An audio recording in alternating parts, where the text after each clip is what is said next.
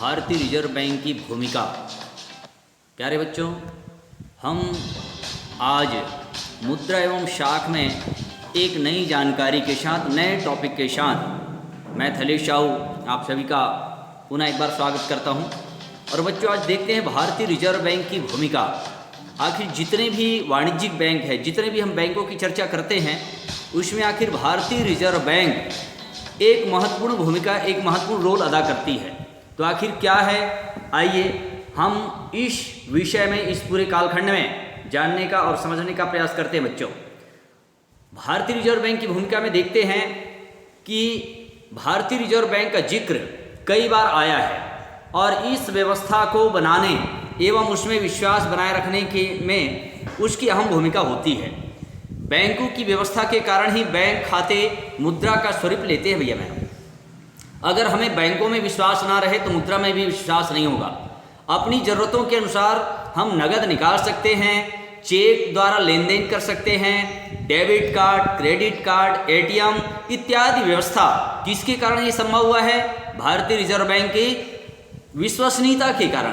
तो भारतीय reserve bank यह व्यवस्था बनाए रखने के लिए बैंकों पर कई नियम और कानून लागू करवाती है। उदाहरण के लिए, बैंकों को अपने सभी डिपॉजिट का 4% भारतीय रिजर्व बैंक के पास नगद रखना होता है, ताकि जरूरत पड़ने पर उसके पास नगद की कमी ना हो, खातेदारों को मांगने पर नगद पैसे दिए जा सके।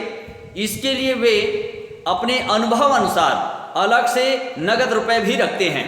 इसी प्रकार बैंक को हर खातेदार के लिए 1 लाख का डिपॉजिट बीमा करवाना आवश्यक होता है। यदि बैंक किसी भी परिस्थिति में नहीं चल पाए तो इस बीमा का उपयोग कर सकते हैं। कई बार बैंक के प्रति अफवाहें भी फैलती भैया बहनों कि बैंक घाटे में जा रहा है, बैंक डूब रहा है, मतलब हमारे पैसे डूब जाएंगे, ग्राहक का पैसा डूब जाएगा, तो लोगों के पास पैसे सुरक्षित नहीं है, ऐसी बहुत सारी अफवाह सुनने को आता है। ऐसी स्थिति में आरबीआई, भारतीय रिजर्व बैंक को आगे आकर के ऐसे मामले को संभालना होता है, क्योंकि बैंकों की निगरानी करना उसका दायित्व है। बैंक में पैसे कहाँ से आएंगे, कहाँ से पैसे की व्यवस्था होगी, ये संपूर्ण व्यवस्था किसका है? ये भारतीय रिजर्व बैंक का है। किसी भी प्रकार के बैंक में अफवाह ना फैले, बैंकों के प्रति लोगों की विश्वसनीयता ना घटे, और इन सब परिस्थिति के लिए भारतीय रिजर्व बैंक सभी भारत के बैंकों पर निगरानी रखती है। इसके लिए जरूरत के अनुसार वह सरकार से नोट छपवाने और सिक्के बनवाने की भी मांग करती है। प्यारे भैया बहन, साथ ही सरकार को यह भी सुनिश्चित करना होता है कि बाजार में कहीं से नकली नोट का भी चलन ना हो। हम बाजारों में देखते हैं 500, 2000 या 100 रुपए के नकली नोट का भी प्रचलन कई बार आता है। तो ऐसी स्थिति में कि वास्तविक में जो बाजारों में नोट चल रहा है वो कहीं नकली तो नहीं है, तो इस पर भी निगरानी करना भारतीय रिजर्व बैंक की जिम्मेदारी है।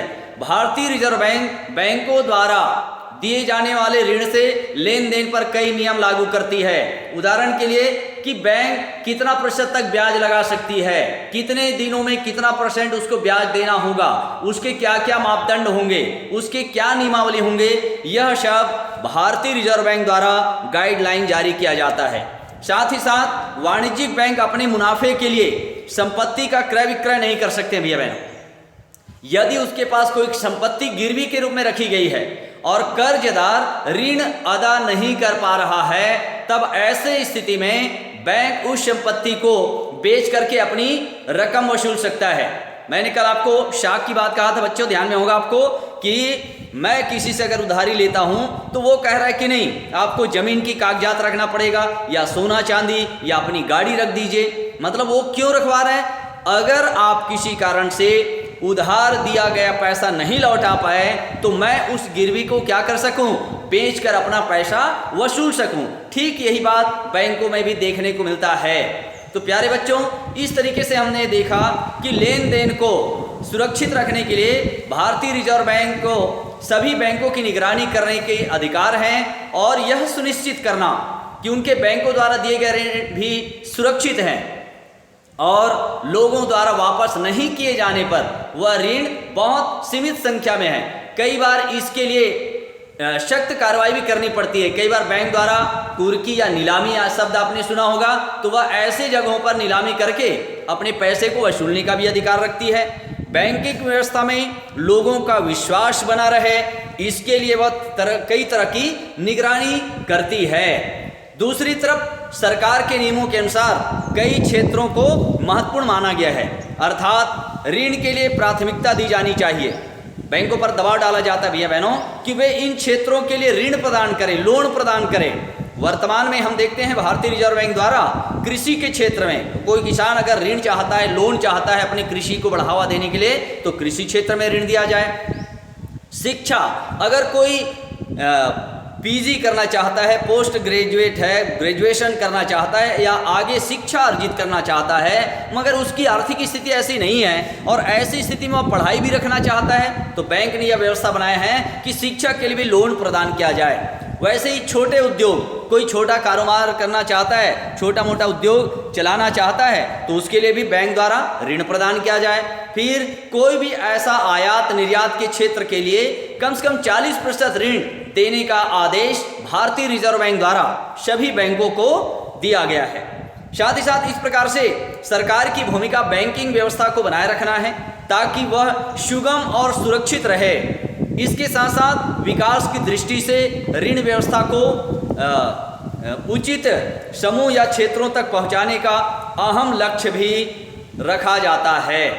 प्यारे भैया बहनों, हम देखते हैं भारतीय रिजर्व बैंक, जितने भी बैंक हैं वह बैंकों का बैंक है और सभी बैंकों को पैसे की कमी ना हो, लेन देन व्यवस्थित हो, किसी भी प्रकार से अफवाह से बचाना, फिर बैंक के प्रति व्यवस्थित लेन देन रखना, ये पूरी भारतीय रिजर्व बैंक के नियंत्रण में होता है। और तब जाकर के आज हम देखते हैं debit card, credit card, cheque और न जाने किस तरीके से आज हम ऑनलाइन खरीदी बिक्री, ये कहीं ना कहीं हमारे भारतीय रिजर्व बैंक ने एक विश्वास कायम किया हुआ है, एक ऐसा वातावरण बनाया हुआ है जिसके कारण आज लेन देन आसान हो गया है। मुद्रा ने हमारे लेन देन को आसान कर दिया है, साख के कारण हमारी विश्वसनीयता बनी रहती है। और इस तरीके से देखते हैं बच्चों, जितने भी हम बात करते हैं, पंजाब नेशनल बैंक, जिला सहकारी बैंक, देना बैंक, केनरा बैंक, जितने भी बैंक है, बैंकों का बैंक है भारतीय रिजर्व बैंक, जो संपूर्ण बैंक को अपने नियंत्रण में रख करके सुचारू ढंग से मुद्रा एवं साख के लेन देन को संचालित करती है। प्यारे बच्चों, इस पूरे पाठ में हमने समझने का प्रयास किया है और इस तरीके से यह पाठ यहाँ संपन्न होता है। आपको इस पाठ में कोई भी प्रश्नोत्तर या कोई भी टॉपिक पर अगर डाउट हो तो निसंदेह मुझसे सवाल पूछें, मैं आपके उत्तर का क्षमा चाहूँगा, आपके सवाल का जवाब देने का प्रयास करूँगा। और इस पाठ में बहुत सारे महत्वपूर्ण प्रश्नोत्तर भी हैं, उस पर अगले कालखंड में चर्चा करेंगे। आज के कालखंड के लिए आप सभी का धन्यवाद। आप सभी अधिक से अधिक वीडियो देख रहे हैं, मुझे प्रसन्नता होती है कि आप सब रुचि ले रहे हैं। इसके लिए मैं आप सभी दशम के भैया बहनों का हृदय से धन्यवाद करता हूँ और आज का कालखंड यहीं समाप्त होता है।